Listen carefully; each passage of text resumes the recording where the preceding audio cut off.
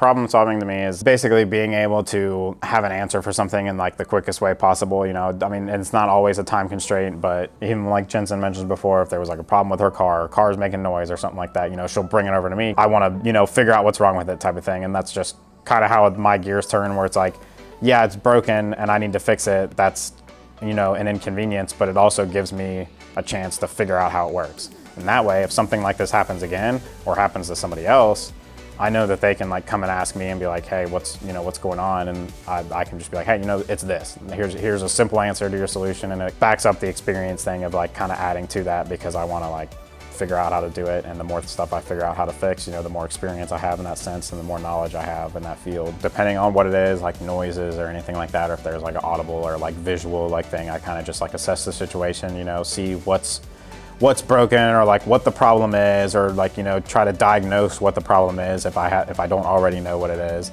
I kind of just go from like, you know, easiest way, hard way, work towards the middle to where we can find like a meeting point to where it'll be an easy, you know, repair, and it'll also, you know, make sure it works correctly when we're done. It's not like kind of band-aided together type of thing. It's a correct fix. So I mean, you know, as I'm putting things back together or taking them apart, you know, staying organized, having a bin, you know, for bolts and nuts, and, you know, making sure everything goes back to the place it's supposed to.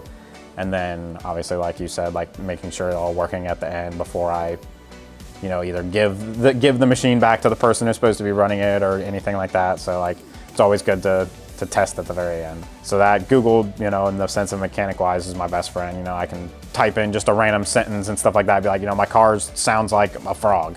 And there's probably going to be an answer for it somewhere, like what kind of problem it would be. There's somebody said that before somewhere.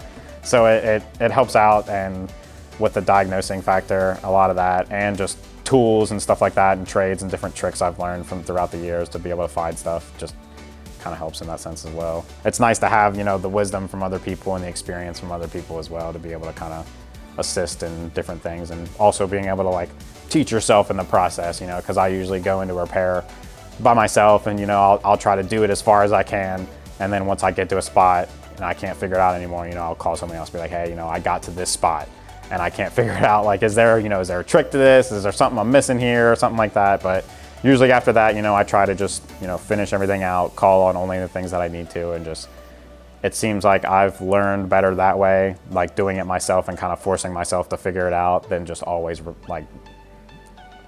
choosing to call somebody else to kind of give me the answer for me.